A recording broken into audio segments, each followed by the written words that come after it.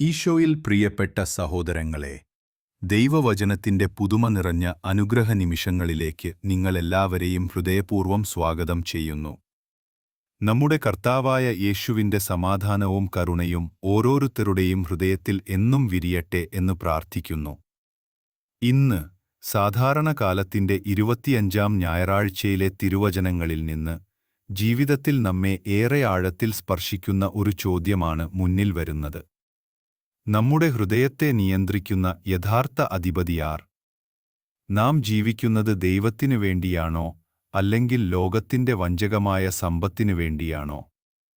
നമ്മുടേതായി ലഭിച്ച സമയം, കഴിവുകൾ, സമ്പത്ത് എന്നീ വിലപ്പെട്ട അനുഗ്രഹങ്ങളെല്ലാം വിശ്വസ്തയോടെ ഉപയോഗിക്കണമെന്നതാണ് ദൈവത്തിന്റെ ആഹ്വാനം. നമ്മിൽ ഓരോരുത്തരും ഒരുനാൾ നമ്മുടെ ജീവിതത്തിന്റെ കണക്കുകൾ ദൈവത്തിനു മുന്നിൽ സമർപ്പിക്കേണ്ടവരാണ്. ആ സമയത്ത് ദൈവം നമ്മെ വിശ്വസ്തരായും നീതിപൂർവമായും ജീവിച്ചവരായി വിളിക്കുമോ എന്നതാണ് ഏറ്റവും വലിയ ചോദ്യം.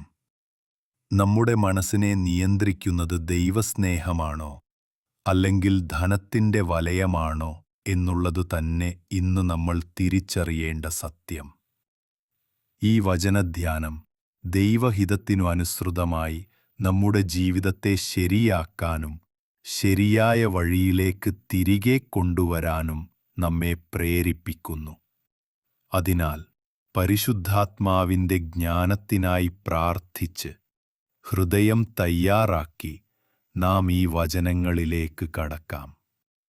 ഇന്നത്തെ 1-ാം വായനയിൽ ആമോസ് പ്രവാചകൻ സമൂഹത്തിൽ നടക്കുന്ന അനീതിയും പാവങ്ങളെ അവഗണിക്കുന്ന ദരിദ്രരെ ചവിട്ടിമെതിക്കുകയും എളിയവരെ തകർക്കുകയും ചെയ്യുന്നവരെ, ധാന്യം വിൽക്കാനായി അമാവാസി തീരും, ഗോതമ്പ് വിൽക്കാനായി ശബ്ബത്ത് തീരും എന്ന് കാത്തിരിക്കുന്നവരെ, നിങ്ങൾ കള്ളത്തുലാസും വ്യാജ ഇടപാടുകളും ഉപയോഗിച്ച് ജനങ്ങളെ വഞ്ചിക്കുന്നു.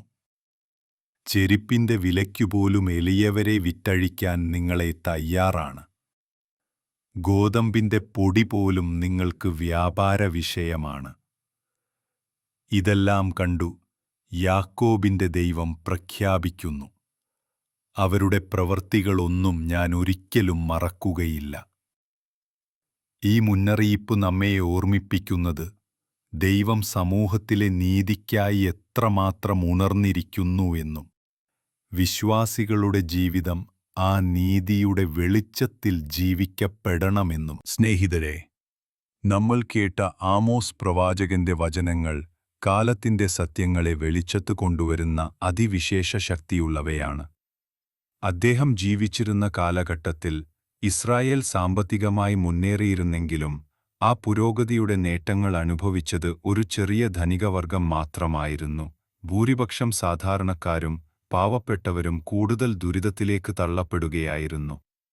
വ്യാപാരത്തിൽ നീതിയും സത്യസന്ധതയും ഇല്ലാതെയായി, അളവുതൂക്കങ്ങളിൽ വഞ്ചന നടന്നു, പാവങ്ങളുടെ ആവശ്യങ്ങൾ ചൂഷണത്തിന്റെയും സ്വാർത്ഥതയുടെയും ഇരയായി. പ്രവാചകൻ ചൂണ്ടിക്കാണിക്കുന്നതിൽ ഒന്നാണ് അവർ പറയുന്ന അമാവാസി എപ്പോൾ തീരും, ശബ്ബത്ത് എപ്പോൾ കടന്നുപോകും എന്ന ചോദ്യം. ദൈവത്തെ ആരാധിക്കാനും വിശ്രമിക്കാനും വേണ്ടി ദൈവാരാധന അവർക്കൊരു തടസ്സമായിരുന്നു. എന്നാൽ സമ്പാദ്യത്തിനുള്ള മോഹം മാത്രമാണ് അവരുടെ ഹൃദയം നിറച്ചിരുന്നത്. നമുക്കും ചിലപ്പോഴെങ്കിലും ഇതുപോലെ അനുഭവമുണ്ടായിട്ടുണ്ടോ? ഞായറാഴ്ചത്തെ വിശുദ്ധ കുർബാന ഒരുപക്ഷേ കടമ പോലെ തോന്നി. വേഗത്തിൽ തീർത്ത് മറ്റു ചുമതലകളിലേക്ക് പോകാൻ മനസ്സ് ഓടിയിട്ടുണ്ടോ? അങ്ങനെയാണെങ്കിൽ ധനത്തിന്റെ സ്വാധീനം നമ്മുടെ ഹൃദയത്തിലും ഇടം പിടിക്കുന്നുണ്ടെന്നതിനുള്ള സൂചനയാകാം. പ്രവാചകൻ മുന്നറിയിപ്പായി ചൂണ്ടിക്കാട്ടുന്നത് അവരുടെ കച്ചവടത്തിലെ കള്ളത്തരമാണ്. യേഫാ ചെറുതാക്കി ശെക്കൽ വലുതാക്കി കള്ളത്തുലാസുകൊണ്ട് ജനത്തെ വഞ്ചിക്കുന്നു. ദൈവം വെറുക്കുന്ന പ്രവർത്തികൾ. അളവുപാത്രമായ എഫാ ചെറുതാക്കുന്നത് കൊടുക്കുമ്പോൾ അളവ് കുറയ്ക്കുന്നതും ശെക്കൽ വലുതാക്കുന്നത് വാങ്ങുമ്പോൾ തൂക്കം കൂട്ടുന്നതുമായ വ്യാജരീതികളെയാണ് സൂചിപ്പിക്കുന്നത്. ലാഭത്തിനായി എന്തു രീതിയിലും പാവപ്പെട്ടവരെ ചൂഷണം ചെയ്യാൻ തയ്യാറായിരുന്ന ആ മനോഭാവം ഗോതമ്പിന്റെ പൊടിയും വിൽക്കാം എന്നതിലൂടെ വ്യക്തമാകുന്നു. മൂല്യമില്ലാത്ത ചവറുപോലും പണമാക്കാൻ അവർ ശ്രമിച്ചു. പക്ഷേ ഇതൊരു പഴയ കഥയിൽ മാത്രം ഒതുങ്ങുന്നില്ല. ഇന്നത്തെ സമൂഹത്തിലും ഇതിന്റെ പ്രതിബിംബങ്ങൾ കാണാം. ജോലിയിൽ സത്യസന്ധത നഷ്ടപ്പെടുന്നത്, ബലഹീനരായവരുടെ അവസ്ഥ മുതലെടുക്കുന്നത്, അർഹതയില്ലാത്ത വഴികളിലൂടെ നേട്ടം തേടുന്നത്, ഇവ എല്ലാം പ്രവാചകൻ വിമർശിച്ച അതേ മനോഭാവത്തിന്റെ പുതിയ മുഖങ്ങളാണ്. ദൈവം ഇത്തരം പ്രവൃത്തികളെ ഒരിക്കലും മറക്കുകയില്ല. ഇന്നത്തെ സുവിശേഷം നമ്മെ വളരെ ശക്തമായ ഒരു സത്യത്തിലേക്ക് നയിക്കുന്നു. വിശുദ്ധ ലൂക്ക എഴുതിയ 16-ാം അധ്യായത്തിലെ 1 മുതൽ 13 വരെയുള്ള വചനങ്ങളിൽ സാധാരണ വായിക്കുമ്പോൾ തെറ്റിദ്ധാരണയ്ക്ക് വഴിയൊരുക്കുന്നെങ്കിലും ആഴത്തിൽ ധ്യാനിച്ചാൽ നമ്മുടെ ജീവിതത്തെ മാറ്റിമറിക്കുന്ന കഴിവുള്ള ഒരു ഉപമയാണ് യേശു അവതരിപ്പിക്കുന്നത്. ഒരു ധനികന്റെ കാര്യസ്ഥൻ തന്റെ യജമാനന്റെ സമ്പത്ത് ദുരുപയോഗം ചെയ്തുവെന്നാരോപണം നേരിടുമ്പോൾ ഭാവിയെ സുരക്ഷിതമാക്കാനായി അവൻ കടക്കാരുടെ രേഖകൾ മാറ്റി എഴുതുകയും അവരുടെ അനുകമ്പ നേടാൻ ശ്രമിക്കുകയും ചെയ്യുന്നു. അവന്റെ പ്രവർത്തികൾ അനീതിയുള്ളതായിരുന്നു, പക്ഷേ മുന്നോട്ടു ചിന്തിച്ച് വിവേകത്തോടെ പ്രവർത്തിച്ചതിനാൽ യജമാനൻ അവനെ പ്രശംസിച്ചു. യേശു പറയുന്നത് ഇതുതന്നെയാണ്. ലോകത്തിന്റെ മക്കൾ അതിനാൽ ഭൂമിയിലെ സമ്പത്ത് ഒരിക്കലും നിലനിൽക്കാത്തതിനാൽ അത് നീതിപൂർവം ഉപയോഗിച്ച് മനുഷ്യഹൃദയങ്ങളിൽ സൗഹൃദം വളർത്താനും നിത്യജീവിതത്തിലേക്കുള്ള വഴി ഉറപ്പാക്കാനുമാണ് നാം വിളിക്കപ്പെട്ടിരിക്കുന്നത്. ചെറുതായ കാര്യങ്ങളിലും വിശ്വസ്തനായാൽ മാത്രമേ വലിയ കാര്യങ്ങളിലും ദൈവം നമ്മെ വിശ്വസിക്കുകയുള്ളൂ.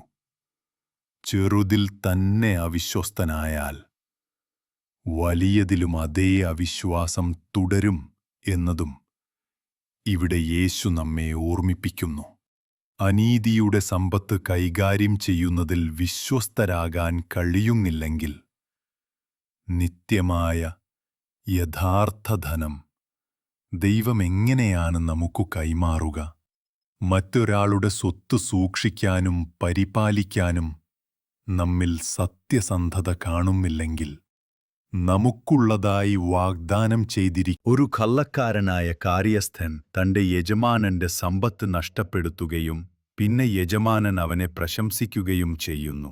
ഇതിൽ യേശു കള്ളത്തരം അംഗീകരിക്കുന്നുവോ? ഒരിക്കലുമല്ല.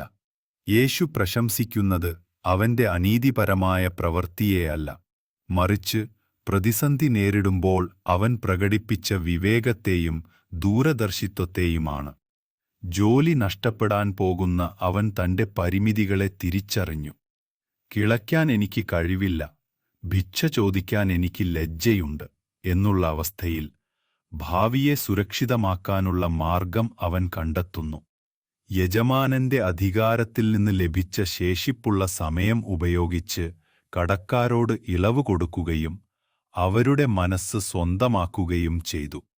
ഇങ്ങനെ ജോലിയിൽ നിന്ന് നമ്മുടെ ജീവിതത്തിൽ നാം പലപ്പോഴും വീട് പണിയാനും മക്കൾക്ക് നല്ല വിദ്യാഭ്യാസം നൽകാനും ഉറപ്പുള്ള ജോലി നേടാനും വാർദ്ധക്യകാലത്തിനായി സമ്പാദിക്കാനുമായി അനവധി പദ്ധതികളും കഠിനാധ്വാനവും നടത്താറുണ്ട്. ഇവയെല്ലാം തന്നെ നല്ല കാര്യങ്ങളാണ്. പക്ഷേ അത്രയും ശ്രദ്ധയും ഒരുക്കവും നമ്മുടെ ആത്മീയ ഭാവിക്കും ഒരിക്കലും അവസാനിക്കാത്ത നിത്യതയ്ക്കുമായി ചെലവഴിക്കാറുണ്ടോ എന്ന് ചിന്തിക്കേണ്ടതുണ്ട്.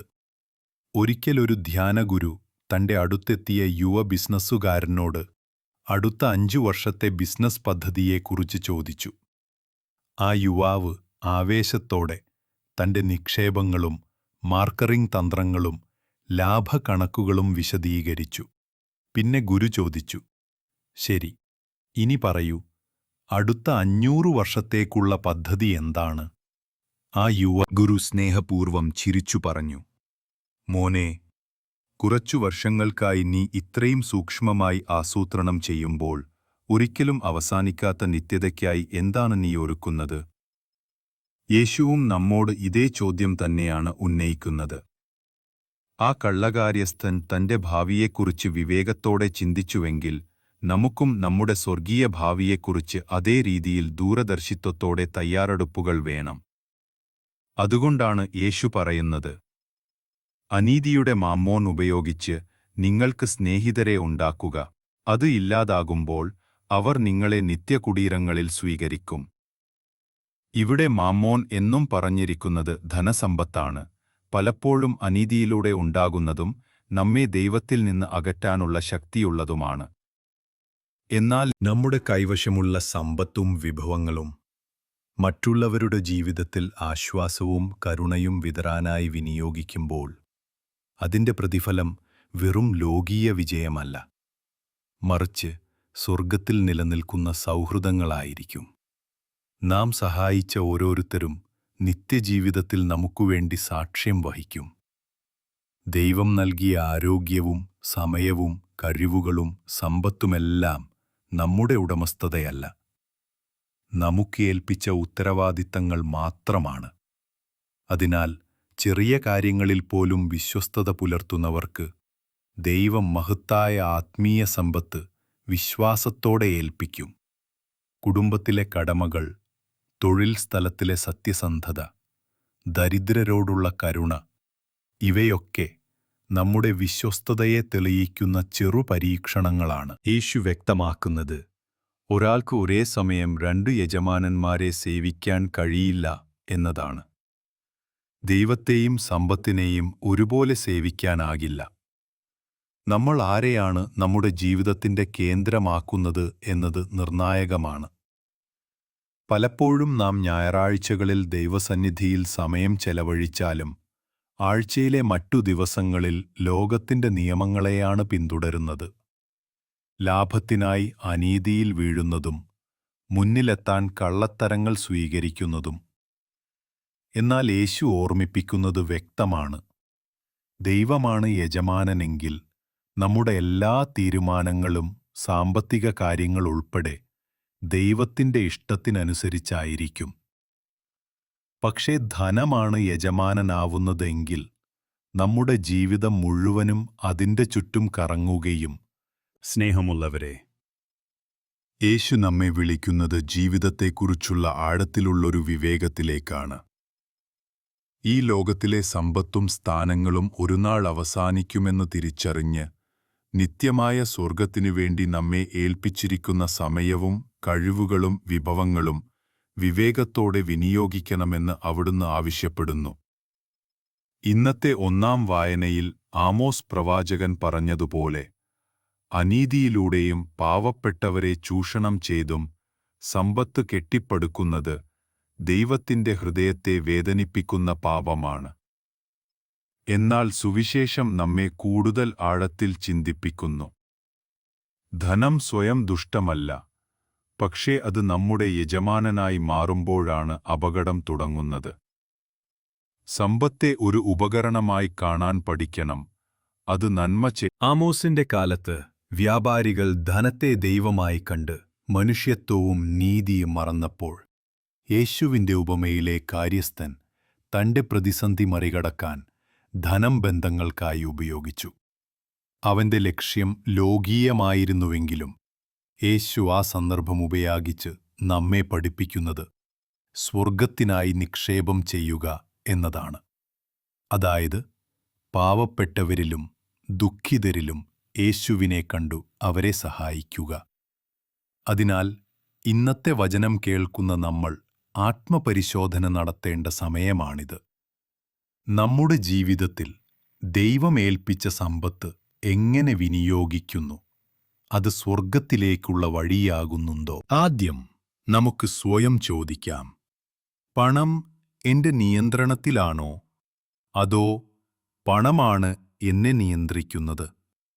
എന്റെ ജീവിത തീരുമാനങ്ങളുടെ അടിസ്ഥാനം ദൈവഹിതമാണോ, ആഞ്ചിമൻ സാമ്പത്തിക ലാഭമോ? രണ്ടാമതായി, ദൈവം എനിക്കു നൽകിയ സമയം, കഴിവുകൾ, സമ്പത്ത് ഇതെല്ലാം എത്രമാത്രം ഞാൻ മറ്റുള്ളവരുടെ നന്മയ്ക്കായി വിനിയോഗിക്കുന്നു? എന്റെ വരുമാനത്തിൽ നിന്നും ഒരു വിഹിതമെങ്കിലും പാവപ്പെട്ടവർക്കും ദൈവരാജ്യത്തിന്റെ വളർച്ചയ്ക്കും മാറ്റിവെക്കാൻ ഞാൻ തയ്യാറാണോ? ആരും കാണാതെ സഹായിക്കാൻ കഴിയുന്നവനായി ഞാൻ മാറുന്നുണ്ടോ? മൂന്നാമതായി, എന്റെ ജോലികളിലും ഇടപാടുകളിലും ഞാൻ സത്യസന്ധനായി നിലകൊള്ളുന്നുണ്ടോ? ആമോസ് പ്രവാചകൻ മുന്നറിയിപ്പ് നൽകിയ പോലെ ചെറിയ കള്ളത്തരങ്ങൾ പോലും ദൈവത്തിന്റെ മുമ്പിൽ വെളിവായി കരുണയും സ്നേഹവും നിറഞ്ഞ സ്വർഗീയ പിതാവേ, ഇന്നത്തെ വചനത്തിലൂടെ നമ്മെ ഓർമ്മിപ്പിച്ചതുപോലെ ദൈവത്തെയും ധനത്തെയും ഒരുപോലെ സേവിക്കാൻ സാധിക്കില്ലെന്ന സത്യം ഞങ്ങളുടെ ഹൃദയങ്ങളിൽ ആഴത്തിൽ പതിപ്പിക്കണമേ. കർത്താവേ, പലപ്പോഴും ലോകത്തിന്റെ പ്രലോഭനങ്ങളാൽ ഞങ്ങൾ നമ്മുടെ ജീവിത ലക്ഷ്യത്തെ മറന്നുപോകുന്നു.